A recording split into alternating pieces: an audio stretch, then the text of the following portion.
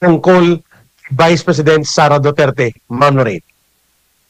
And in the meantime, maraming nagugutom, there's a looming war in the Middle East, pero ang Marcos administration, lahat ng attention, lahat ng resources ay ginagamit para habulin ang mga Duterte at para yung mga presidential ambitions ni Tambaloslos, ni Marcos, ni Butod, lahat yan lang ang pinagkaabalahan nitong mga tinamaan ng mga lintik na mga ito, no? So yan yung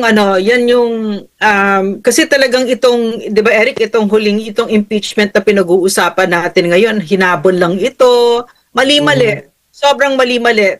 Parang hindi mo alam kung stupid ba sila or ang tingin ni Martin, he was going to get away with it dahil sasalak sa kanya ng pera lahat ng tao, pera itong mga buhaya na kasama niya sa Kongreso. Sino kaya sasalak sa kanya ng pera, 'di ba? Para matuloy ito. So and in the meantime nga, no, wala silang serbisyo sa Pilipinas. Binoto ba natin sila para bigyan nila tayo ng political circus, para tayo ay ma-entertain for the next how many years? Ay araw-araw gumigising tayo na ngarag tayo.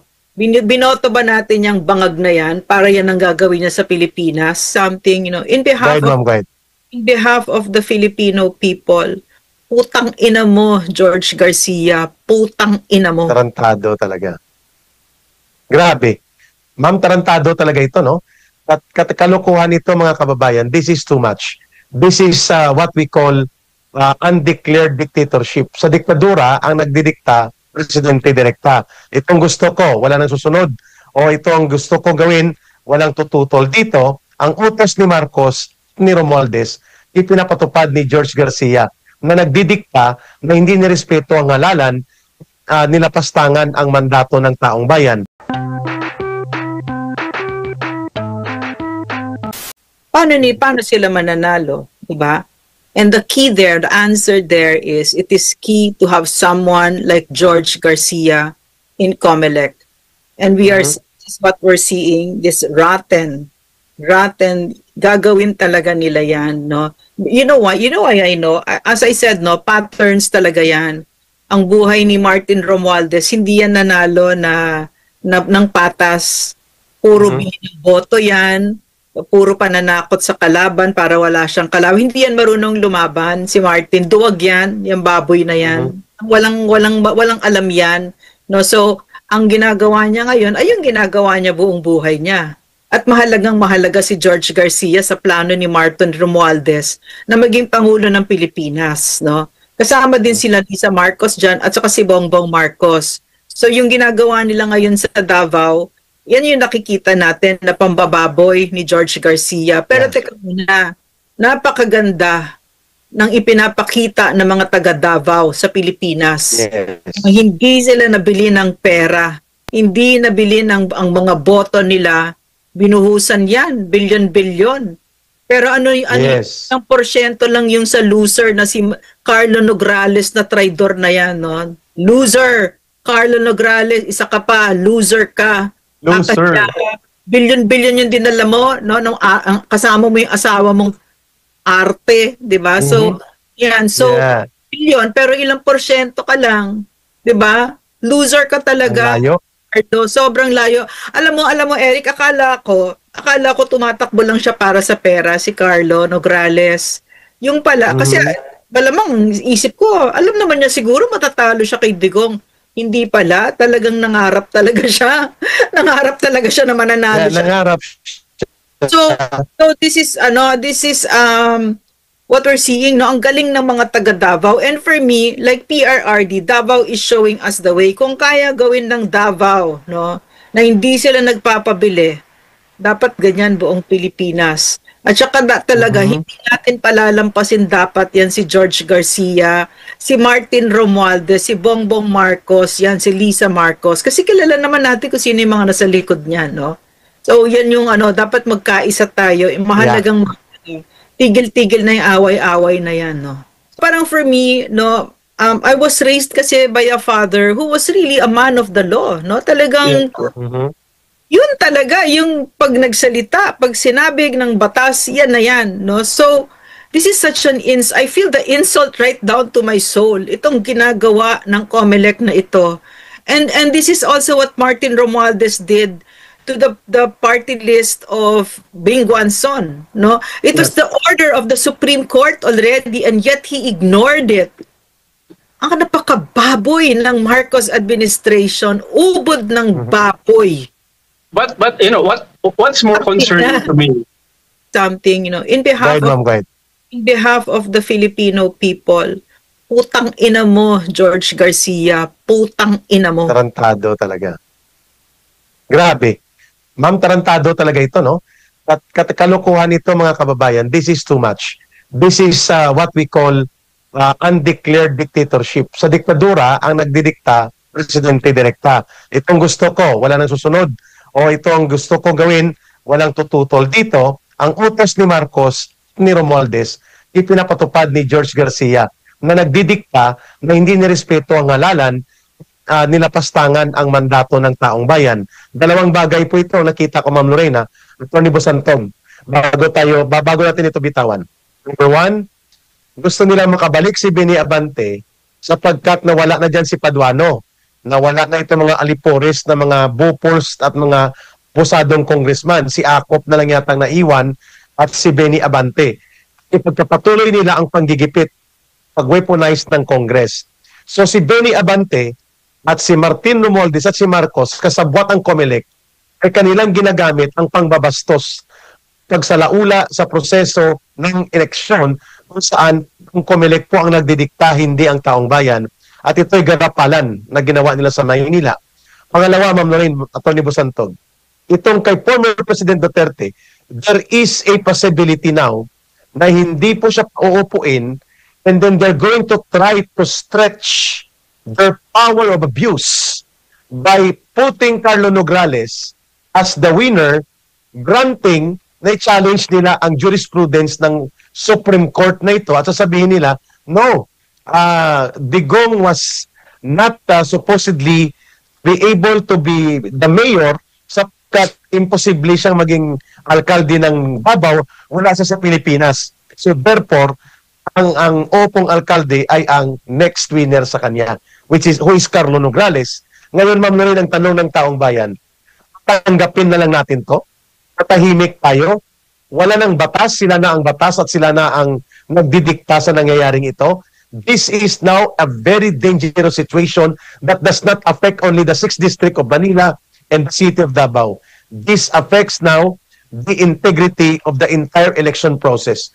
Kaya ng hindi pagpapaupo sa mga senador, sa hindi nila pagsunod na 17 million ballots, ayaw bilangin ng COMELEC, bagamat yan ay minamandato ng batas na dapat bilangin manually dahil nagkaroon ng discrepancy. Kagaya sa party list, 3 milyong boto din ang hindi binibilang ngayon. Na may posibilidad po na ang ipanaw sambayanan at iba pang party list ay nakapasok din po dyan sa eleksyon na ito.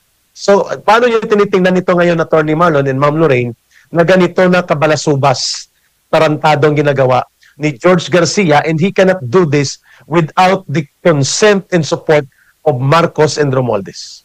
I want to say something, as the daughter of a former COMELEC commissioner who was as clean as it can get, no? Talagang my father, George Garcia, my father was not a thief. And he understood very clearly the importance of the electoral process in a democracy. Nakakadiri si George Garcia. Nakakadiri talaga. I'm at a loss for words, no, but I really do feel, no, that what this man is doing, what the Marcos administration is, you know what? Let them do it. Let them do it. Let them do it. Let's have that bloodbath, because now what Marcos is doing to our country, in collusion, no? Because people like George Garcia, they're a dime a dozen, no? Mga walang prinsipyo, madaling bilhin yung mga yan. Marami pala yan. Napakarami pa ng Pilipino. George Garcia, hindi ako nagchichismis dito. Si Senator-elect Rodanto Marcoleta said, you have offshore accounts in the billions. So, gawin nila yung pambababoy nila. You are up against the Filipino people. And our faith my faith will always be with the Filipino people, and there will be hell to pay when that day comes. And that day is Correct. coming. Because yung pambababoy na ginagawa ninyo, sobra-sobra na. Okay, Ma'am Lorraine, Yeah, Attorney Santog, please explain atong punto mo kanina. Sinasabi mo na kung July 1, mag-assume na siya, si Abante, ng cum-elected position niya dahil cum-elect ang magdeklara sa kanya. Therefore, the powers and authority of the Supreme Court will now become moot in academic dahil pupunta na ang protesta ni Joey Chua sa House of Representative Electoral Tribunal, which is yan ay playground na ni Martin Romualdez. Tama po bang kuha? Napilitan po tayong i-turn over si President Duterte sa ICC sapagkat nawala at sinira ang mga ebidensya regarding sa kaso ng kanyang crimes against humanity with assumption and with malicious reference na parang sinira ni Pangulong Duterte ang mga ebidensya laban sa kanya. Kaya napilitan daw si Boying Rimulya, ang DOJ, si Marcos, na i-turn over na lang ito sa ICC para naman mabigyan ng hustisya ang mga nagrereklamo sa kanila. Bakit ko sinabing katawa-tawa yon? Una, hindi niya madetalye sinong sumira. Pangalawa, paano sinira? Pangatlo, anong ebidensya yon? Wala siyang may kita. Broad, sweeping statement. Pangalawa, granting for theoretical discussion, Attorney Marlon, Ma'am Lorraine, na wala na ang mga ebidensya. So, paano nagkaroon ng ebidensya ang ICC? Ang Philippine government pala, wala ding ebidensya. Therefore, wala palang batayan sa ebidensya ang pagkakadetini ni Pangulong Duterte, bakit patuloy siya nakadetini? Diba ginawa ni Boying Rimulya, nakatawa-tawa ang sarili niya, ginawa niya rin katawa-tawa ang gobyernong ito. So, it appears very clearly, Ma'am Lorraine, ni Marlon, na all along, lahat na lang ay gagawin nila, ma-justify lang, tuloy nilang pagtataksil sa pagdukot at pagpapatapon kay Pangulong Duterte dahil nga sumasambulat na ngayon ang katotohanan sa buong mundo na nagagalit ang mga Pilipino sa ganitong kataksila na ginawa nila. Yeah, sa Quezon Agree. City. Sa Quezon City. So the same thing will Ma'am, happen. go ahead, ma'am. The same thing will happen with the 2026 budget kasi another budget cycle is coming. Itong skandalo ng 2024 budget hindi pa tapos, gagawin ulit nila yan. No, parang yung ganun, yung hindi pa nga tapos, meron na postel lang yung ganun kakakapal ang mga muka. But again, these are people who were elected. No, let's presume that hindi yan na nababoy ni George, but I don't know. I don't know, who knows now with George Garcia being there. Let's just say, no, na-elect siya. Na-elect to mga ito. Sino ba nag-elect niyan? Sino ba naglagay dyan sa mga lintik na yan? Di ba kayo din? Pilipino din? Pero nga, nakikita natin ngayon na kahit nakatulad ng Davao na hindi nagpabili ng boto, binababoy pa din ni George, 'di ba? So, ganyan yung kaya nga tama sila. Tama talaga sila bangag na matakot sila kay Digong because PRRD is a force of nature. He's a strong moral force, more so now that these idiots in government elevated him to the status of a martyr, a living legend. Diba? So, Digong cannot do anything wrong right now, whereas them, wala silang kapanapanalo. So, this is what they've done. This is how stupid these people are. No, kaya dapat talaga sila matakot kasi si Digong, hindi talaga yan magnanakaw. Punta ka sa bahay niya, kitang-kita yung sinasakyan namin na pick-up truck niya, Hilux, gano'n. Hindi niya pinapalitan. Yan lang talaga siya. Pero yan yung moral force ng isang magnanakaw. Pero whereas ito mga katulad nila Benny Abante, nila Stella Kimbo, pwede mong duraan in public at sabihin mo magnanakaw ka. 'Di ba? Pwede mong gawin 'yon. Yun yung kagandahan pag hindi ka nagnanakaw, formidable ka. So yan yung kung bakit formidable si PRRD, no? At ito ang nagpapatotoo, Attorney Marlon, Ma'am Lorraine, no, before itong balita tungkol sa isang international law practitioner na may komentaryo siya sa interim release issue ni Pangulong Duterte kung bakit tayo 114 ang ranggo natin out of 180 na mga bansa sa corruption, perception index sa buong mundo. Ma'am, twice in a year, 114, 115 out of 118, pinakakulela tayo. sa mga bansang lumalaban sa korupsyon nang po si Marcos, mga kababayan. My goodness, this is very scandalous, mga kababayan. And because of that, gusto nilang umalis si Pangulong Duterte ng isang international law practitioner hinggil po sa interim release na ito, mga kababayan. And also, I agree with that. the mere fact that PRRD was surrendered, again, let's go back, that's basic eh. We're not members of the ICC, and yet a Filipino citizen was surrendered to the ICC, meaning they admitted that our justice system is not strong enough to handle a case of a Filipino citizen. Yeah. At saka yung paikot-ikot na sinasabi nila, no, parang nakakaawa kasi parang you want to tell them, can everybody please sit down and get your stories straight, di ba? Kasi talagang si Claire iba sinasabi, ito si Bangag iba sinasabi, talagang it's such a stupid administration, talagang sobrang stupid. And then, I want to say something about that Martin Romualdez, ha? Kasi a lot of this is because of him, his ambitions, di ba? Talagang yung pinagtatawanan siya ng AFP, alam ko yan, totoo yan, no? Talagang active service, Martin, pinagtatawanan ka. Yung trooping the line mo, kahit sa loob ng Kongreso, pinagtatawanan ka ng mga staff doon. And they'll never vote for you, yan ang sabi nila sa akin. So anyway, but this Martin is a nut job talaga. May sira talaga sa ulo ito. Kasi merong speaker's curse yung sinasabi na there has never been a speaker who was ever president. But you know how sira ulo he is? When you say something like that, I bet you what he's thinking in his mind is, I'll be the first. What an idiot. Talagang ambisyoso, sampalin. Martin, nobody loves you. We all hate you. We all hate you, Martin. Talaga. So kahit nandyan si George Garcia at ikaw ay maging president, nandyan ka na, nagte-threaten na ikaw maging presidente, talagang sasabog ang Pilipinas kasi karumal-dumal ka, kinasusuklaman ka ng Pilipino. Sana naman maliwanag yun. Okay? Loser.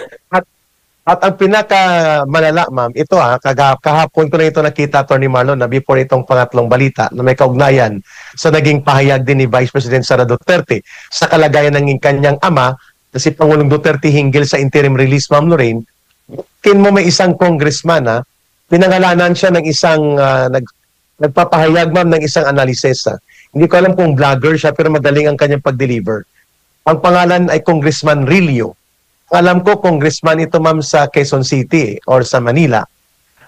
71 million pesos sa attorney, para makita ng taong bayan kung ano klase uri ng leader ng Kongreso si Martin, busador, konsentidor sa pangungurakot at pagnanakaw sa kaban ng bayan. 71 million ang nakapublish sa PhilGips. Ito yung procurement system ng gobyerno. 71 million, two-story building, ma'am, public school, elementary at ito, ma'am, na paralan sa Quezon City. 1 million? 71 million, ma'am, two-story. Yeah. Na-deliver lang Atty. Marlon Busantog, 6 na poste lang. Out of 71 million. In-expose ito kahapon. So, therefore, nung ma-expose ito, nag-react siya, sabi, hindi may phase 2 pa. Sinupalpal siya.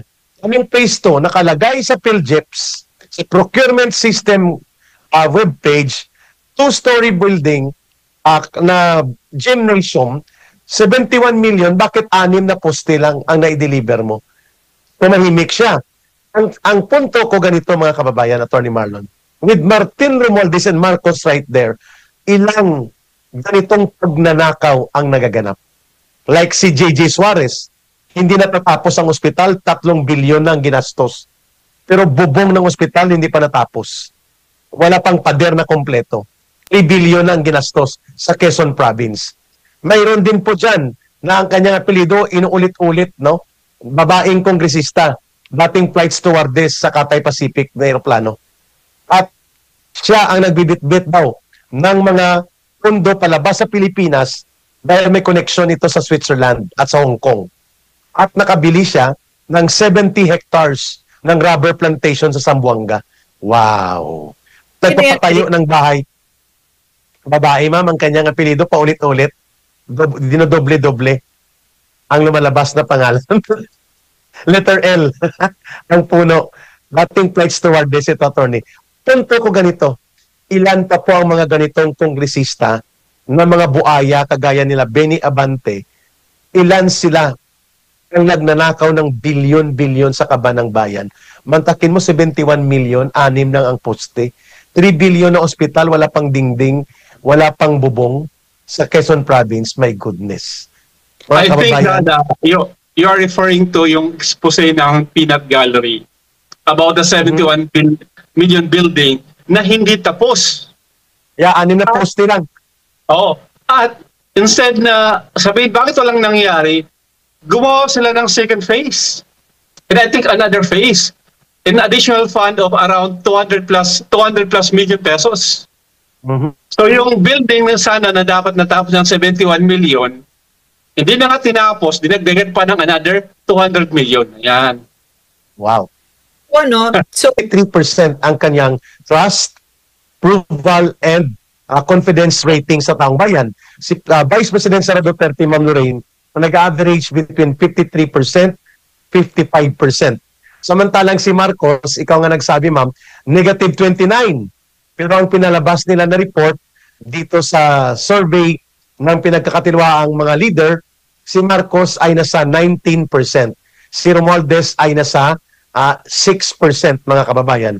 So ibig sabihin, Ma'am Lorraine, kahit ano pa ang gimmick at drama tungkol sa laro ng politika, impeachment, mga pag-atake ng kanya mga barkers, pati na po ang illegal na mga pagpatapon kay Pangulong Duterte, and even ang paggamit ng propaganda ng CPP, NPA, NDF, ay hindi po natinag ang pagtitiwala ng taong bayan, mayoriya, ang Pangulong Duterte sa kanyang anak, kay Vice President Sara Duterte.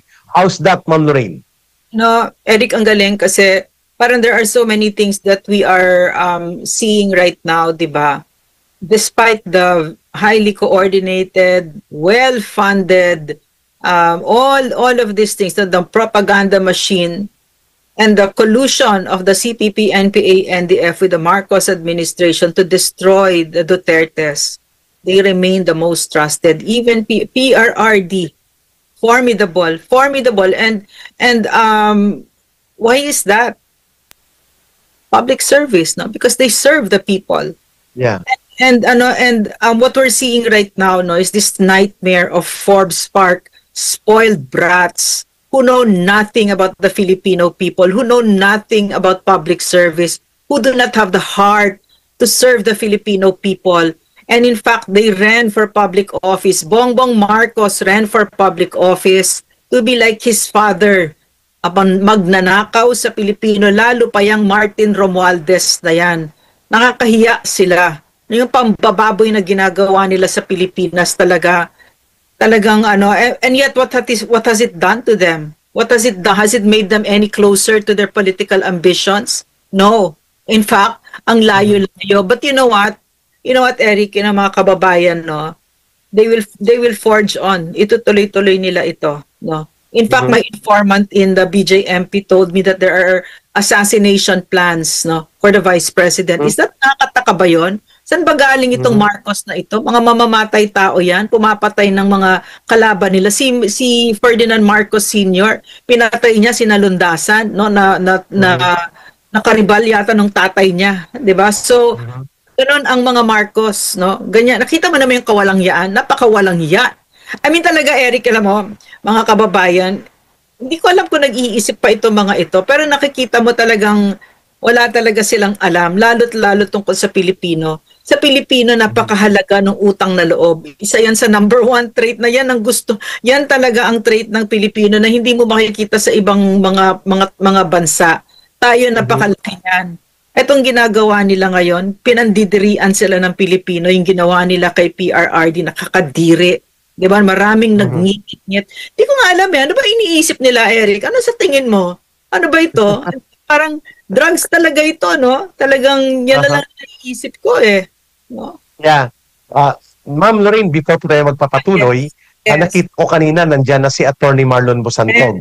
Yes. I hope inaayos ang kanyang communication line and he can join us. Pero doon, ma'am, sa side comment mo kanina na hindi ba sila nag-iisip na ang taong bayan ay hindi mo pwedeng pasakayin, hindi mo pwedeng ikot-ikutan ng gimmick at mga diskarte sapagkat maalam ang taong bayan natututo sa karanasan, tumitingin siya sa kasaysayan, nakita nila na ito na ginagawa ni Marcos Jr. at ni Martin Romualdez, walang pinagpaiba po ito doon sa ginawa ng tatay niya. Yung pagkontrol ng impormasyon, panggigipit sa media, gamit ng dahas, paggamit ng poder at pwersa at pondo upang durugin ang anumang hibla ng political opposition. At yan din po ang ginagamit ngayon ni Marcos Jr. tungkol Vice President Sara Duterte. Ma'am Lorraine. And in the meantime, maraming nagugutom. There's a looming war in the Middle East. Pero ang Marcos administration, lahat ng attention, lahat ng resources ay ginagamit para habulin ang mga Duterte at para yung mga presidential ambitions ni Tambaloslos, ni Marcos, ni Butod, lahat yan lang ang pinagkaabalahan nitong mga tinamaan ng mga lintik na mga ito. No? So, yan yung kasi talagang itong, 'di ba Eric, itong impeachment na pinag-uusapan natin ngayon, hinabol lang ito, mali-mali. Sobrang mali-mali. Parang hindi mo alam kung stupid ba sila or ang tingin ni Martin, he was going to get away with it dahil sasalak sa kanya ng pera lahat ng tao, pera itong mga buwaya na kasama niya sa Kongreso. Sino kaya sasalak sa kanya ng pera, 'di ba? Para matuloy ito. So and in the meantime nga, no, wala silang serbisyo sa Pilipinas. Binoto ba natin sila para bigyan nila tayo ng political circus? Para tayo ay ma-entertain for the next how many years? Ay araw-araw gumigising tayo na ngarag tayo. Binoto ba natin yung bangag na yan para yan ang gagawin niya sa Pilipinas? Diba? Walang serbisyo. Puro, porket malapit na yung SONA, nagmumukha siyang tanga ngayon, paikot-ikot. Yan yung level ng kaya niya para sa Pilipinas. Mag-photo op, magtapon-tapon ng drugs sa kung saan-saan, sa lansangan, sa tubig, at para hiyain ang Duterte administration. Paano niya hihiyain?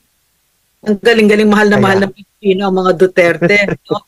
Walang iniwan talaga, no stone unturned para sirain ng mga Duterte. Pero anong nangyari?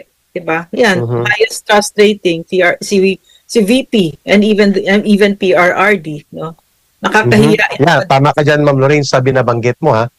The latest survey, Ma'am Lorraine, no? Lahat ng survey firm, 1 month before election. So that means, Ma'am Lorraine, mga nitong nakaraang buwan lang, May, ang lahat ng survey firm nagpapakita that sa lahat ng mga leaders ng bansa na pinagkakatiwalaan, binibigyan po ng pagrespeto at inaasam ng mga tao na silang mamumuno sa ating bansa, nangunguna pa rin po si Pangulong Duterte, Ma'am Lorraine, mga kababayan, in spite of the fact na 3 years na siya halos, wala na siya sa politika direkta. At kung ano-ano ng mga pagtapo ng putik, pagsira ang ginawa sa kanya, subalit nakataas pa rin po ng acceptance, trust, and approval rating ni Pangulong Duterte kung ang pagbabatayan po ay ang preference ng mga tao kung sino ang gusto nilang maging pinuno ng ating bansa. Pangalawa yung anak niya sa kanya. So si Pangulong Duterte po, 60. Ayan. Magandang araw, magandang umaga, magandang hapon, magandang gabi. Saan man pong panig ng mundo at saan mang bahagi ng Pilipinas, live na po ang ating programang Bigwas ng Agila. Kasama ko po sa araw na ito, it's a Monday sa Pilipinas, June 30, si Ma'am Lorraine Marie Badoy. Ma'am, magandang umaga, isang linggong pagsasama at paglilingkod para sa Bigwas ng Agila, ang inyo pong pagbati sa ating panimulang pagbibigay ng talakayan sa araw na ito. Hi, good morning Eric at good morning sa aking mga kababayan sa Pilipinas at saka sa buong mundo. Isa na namang linggo napapakita natin yung pagmamahal natin sa Pilipinas, sa kawawa nating bayan. Ayun. Ma'am, it's June 30, mga kababayan, at maya-maya po, no, pagdating po ng 12 midnight, tapos na po ang buong buhay ng 19 Congress. Ibig sabihin po, kung sa araw na ito ay hindi po magpapatawag ng sesyon o pag-convene ng Senate Impeachment Court, Ma'am Lorraine, ay magiging walang saysay na, mga kababayan, ang impeachment complaints na iniakyat po nila Martin Romualdez at ng kanyang mga alipores. Ibig sabihin po, noong June 14, nag-adjourn po ma'am ng CNDA. Ibig sabihin po adjournment without the day indicated kung kailan magbabalik, no? Ayan pong ibig sabihin ng adjourn by CNDA. At ang ibig sabihin yan, wala na po ang Senado ng anumang sesyon dating po sa legislative body na function nila, Ma'am Lorraine. Subalit, nag-convene din po ang impeachment court noong June 11. At ngayon, ang tanong, ngayong June 30, huling araw ng impeachment court session, kung magko-convene ba o hindi ang Senado as impeachment court, Ma'am Lorraine. Kat kung hindi na po sila mag-convene ngayon, ito po ang huling araw at maibabasura na. Post na po ang impeachment complaints. They are complicit. That's what I see because I've already we're already hearing about this administration facilitating the sit down of ICC members with top leaders of a terrorist organization who are in prison right now. Yeah. Alberto Silva, Vic Ladlad, and the wife of Vic Ladlad, Fides Lim, no? And they also have meetings now every Friday, no? It's being facilitated, no? So you know PRRD is a magician. You know, I've worked with him talaga, and it's really amazing. PRRD is really amazing kasi so what I'm seeing right now, and this is what I think will happen, no? We're being given the opportunity because of what's happening with PRRD, because of his stature. Now there's that opportunity to unmask the CPP in the international forum, and then number 2, we're gonna get rid of Bongbong Marcos because of what he's done to PRRD, and number 3, we're gonna get rid of that ICC because it's very clear now how rotten they are. So given all the opportunities to destroy all these 3, no? Lalo pa yung kay Marcos kasi talagang hindi yan bawal sa batas to be saying what I'm saying because he's an immoral leader, he's a magnanakaw. No, for him, no, kasi we're talking about lofty concepts like the Constitution, the Bill of Rights, but for him these are just pieces of paper that he pisses on. Wala ganyan talaga ang ginagawa. Siya pa ang Pangulo ng Pilipinas, no? Yan, siya ang number 1 na violator ng mga konstitusyon at mga batas ng Pilipinas. No, so it's a moral obligation. Marcos, mag-resign ka or kakalad ka rin ka namin palabas sa Malacanang. That's why this is the opportunity, and I think that PRRD has the moral force. He is a giant. He's the most powerful political figure in the country right now. And I agree to the point of Attorney Kaufman, Attorney Marlon, nang in-interview po siya sa Netherlands. Sabi niya, alam niyo naman na ang totoong prosecutor, ang totoong gustong litisin, durugin si Pangulong Duterte ay nasa Malacanang, nasa Pilipinas. It was a very sharp retort, no? It was a very sharp point na sinabi niya na ang may gusto talagang litisin si Duterte ay hindi naman ang ICC talaga. Secondary lang ang ICC. Ang primary talaga si Marcos sa Pilipinas.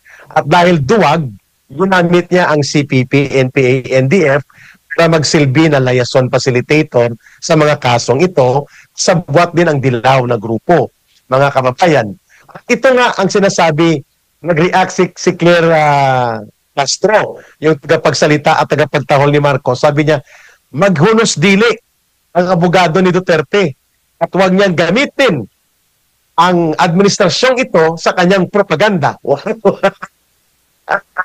Pero totoo, naniwala ang buong mundo, the real prosecutor and the real persecutor kung bakit po nasa ICC na bogus may-ari ng organisasyon ito in as far as the Philippine sovereignty and independence are concerned ay dahil sa gusto ni Marcos gamitin ng ICC para sa political demolition job laban sa mga Duterte. That's the long and short of it. Kasi wala siyang ibang maisip kung paano niya ma-eliminate si Pangulong Duterte. In spite of that, ay nasa Netherlands na sikat pa rin at niyayakap ng taong bayan itong si Rodrigo Duterte. Pero by the way, Ma'am Lorraine, Attorney Marlon, may balita ako sa inyo. Ang anak ni Victoria Vicky Tauli Corpus na si Jennifer Corpus ay na-appoint bilang permanent resident for the UN Permanent Forum for Indigenous People. Wow! Nasa Amerika pala ito, no? Alam ko ang TEBTEBA, Ma'am Lorraine, Attorney Marlon, correct me if I'm wrong, TEBTEBA is no longer part of the Cordillera People's Alliance. At ang kapatid ni Vicky Tauli nag-surrender. Nag-surrender ito, ma'am. Yes, ma'am. Ikwento mo kung ano yung Cordilleras People's Alliance. Ikwento mo para maliwanag. Opo. Kasi mahalagang ito dahil ito ay patungkol sa mga katutubo na mga issue sa buong mundo at sa Pilipinas.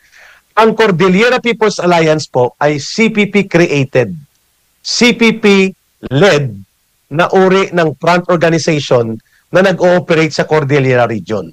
Nagsisilbi ito bilang umbrella ng mga iba't ibang sectoral organization sa Cordillera na nagsisilbing front organization ng CPP, NPA, NDF. Dati, may grupo na tinatawag na TEBTEBA. Parang NGO Research Policy Group ito na sumusuporta sa katutubong mga advocacy ng mga taga-Cordillera na mamamayan gamit ng CPP, NPA, NDF. Pero ang isa dyan na nangyari, ang kanilang leader na si Vicky Tauli ay umalis sa CPP, NPA, NDF. Pero nang mag-surrender ito at ang kapatid niya na asawa ni Julius Siron, Attorney Marlon, pag bumaliktad sila after 1 week, binawi nila ang affidavit of surrender ng magkapatid na ito. Si Vicky Tauli at ang kapatid niya na puro asawa ng mga kumander ng NPA. Ang anak ni Vicky Tauli ngayon na si Jennifer, abogada Eric, ito, Attorney Marlon. Eric, bumaliktad, pero kinuha pa rin nila yung tulong ng gobyerno, yung pera. Yes, kinuha nila. Yeah, nagbigay ng tulong ng gobyerno through Interpelcac, I think 200,000 na agricultural project doon sa lugar nila. Pero ang gusto kong puntuhan dito, Ma'am Lorraine, Attorney Marlon, you may react to this, Attorney Marlon, kasi taga Cordillera, iwan ko kung Mountain Province ang ginagamit niya na address eh. Pero nasa US na siya, NGO na connected sa CPP network ito. Siya na ngayon ang permanent resident parang consultant ng UN sa Indigenous Peoples Forum. Appointed and designated siya the other day, Attorney Bosantog. You're correct, Attorney Marlon. And kilala ko yan, si Nars, si Tatay ang tawag namin dyan. Nakita ko na yan, Ma'am Lorraine, si Julius Siron. Si Nars ang tawag namin dyan, si Tatay. At ang kanyang kasama ay doktor yon na pinarangalan din nila Carol Arroyo, intramed yun eh. Yung doktora na yon, intramed, UP intramed. Tama ka, Attorney Marlon, sa nakikinig sa amin ngayon, hindi namin ma-ascertain, ako mismo hindi ko ma-ascertain kung si Jennifer Tauli Corpus, na abogada na anak ni Vicky Tauli Corpus, ng TEBTEBA na dating mga CPP, NPA, NDF, ay ngayon CPP, NPA, NDF pa. But there will only be one test to that, Attorney Marlon, Ma'am Lorraine. Kung hindi niya kayang kondinahin, itakwil ang CPP, NPA, NDF. At ang kanyang mga linya is atakihin ang ating AFP, ang PNP, idiin ang NTF-ELCAC, tawagin itong Red Tagger, suportahan pa rin ang NPA na nagkakaroon ng recruitment at infiltration sa hanay ng katutubong pamayanan. Then the truth is on the test of the actions, not on her being nakakaduda kung aktibo pa o hindi. Pero hindi ko pa nakita, ma'am, kasi ang alam ko, dati siyang CPP, NPA, NDF sa UP Diliman. Pero ngayon, hindi na siya ma-certain. Pero ang kanyang grupo sa US ay konektado sa CPP, NPA, NDF International Network. Mga alliances nila.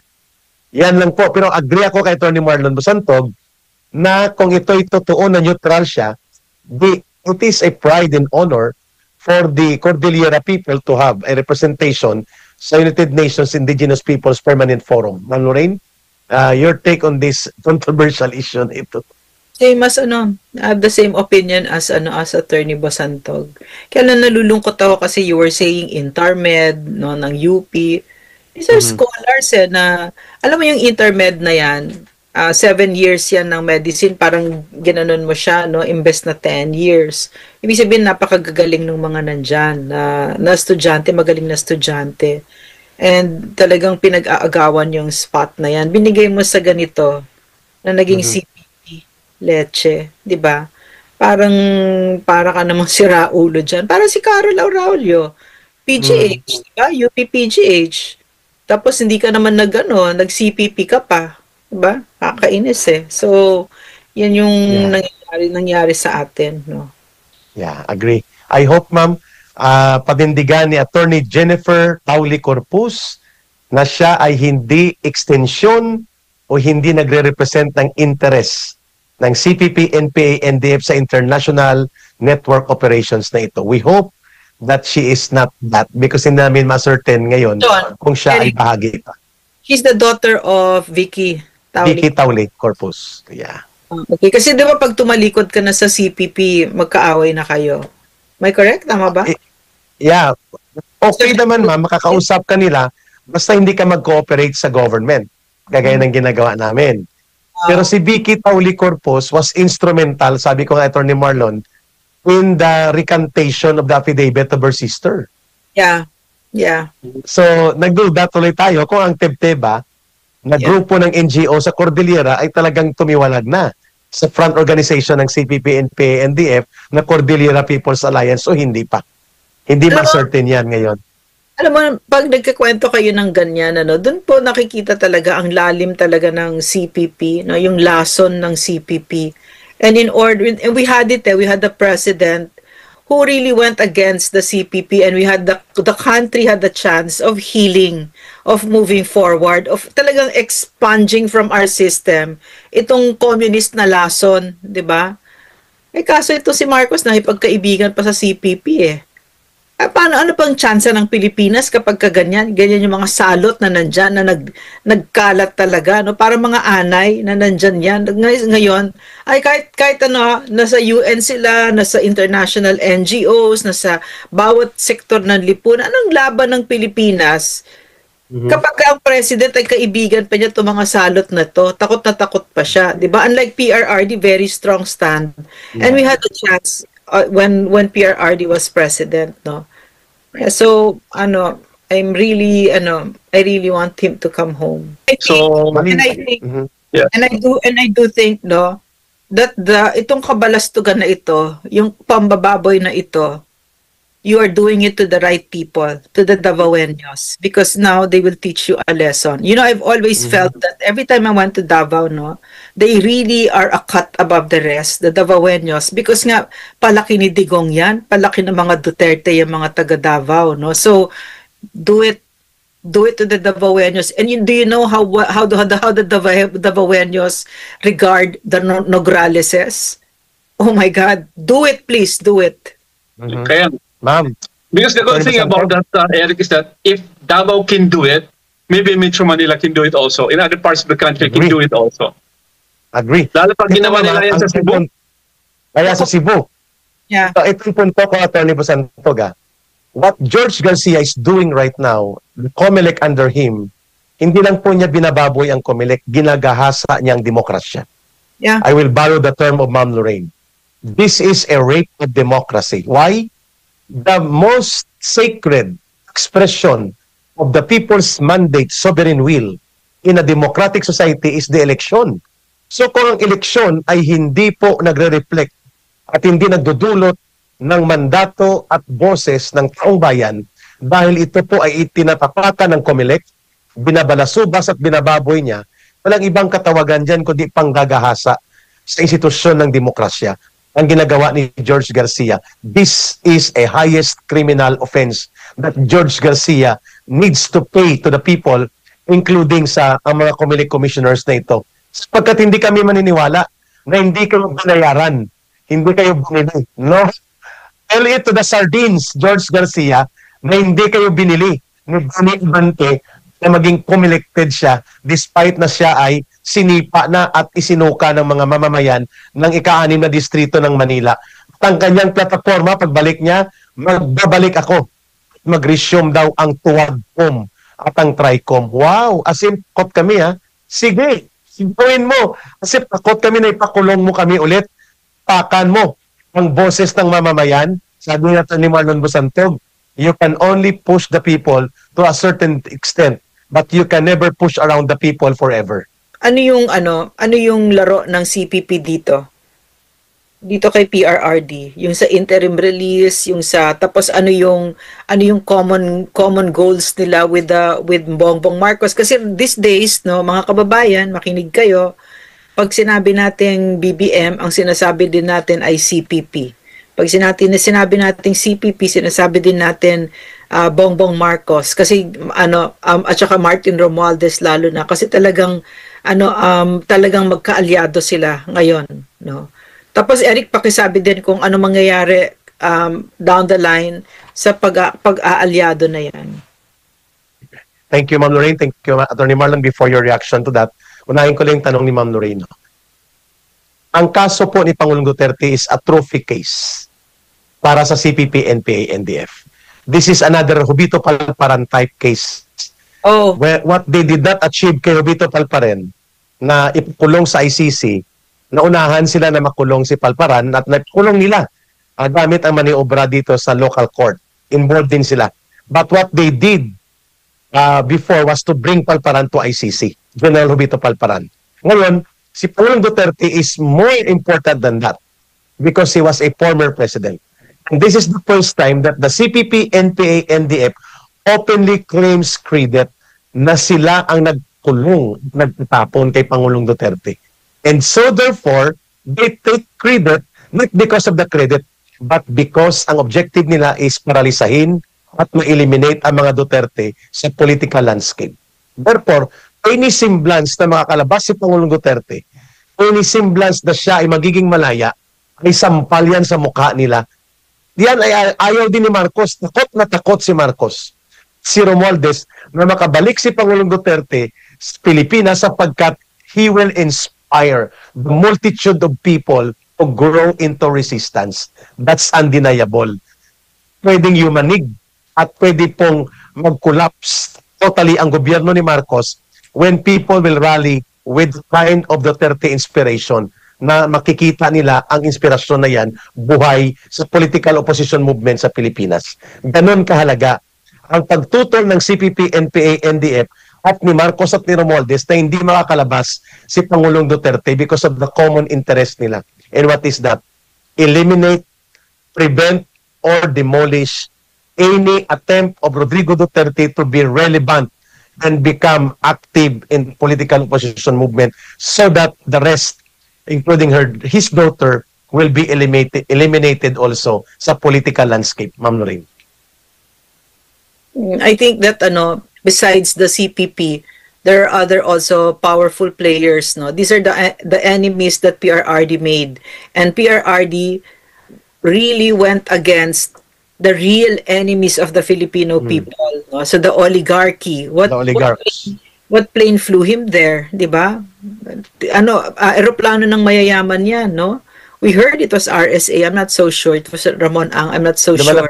Bas ang pangalan niya, ma'am. Lumalabas, 'di ba? So, andyan din ang, of course, the US, no? Kasi talagang for the first time a Philippine president stood up against the American sovereignty, American overlords, 'di ba? First time ever, no? So, tsaka yung foreign policy niya na friends to all and enemies to none, 'di ba? So, lahat yan, I wouldn't even be surprised if there was some of this was financed also by drug money, because PRRD, yan ang mga pinalaban ni PRRD para sa Pilipinas, yung mga totoong kalaban natin. Si Marcos, hindi nga niya masabi yung CPP, NPA, NDF, umuurong yung itlog niya, 'di ba? Hindi niya masabi.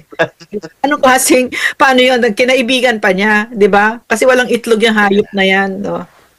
Correct.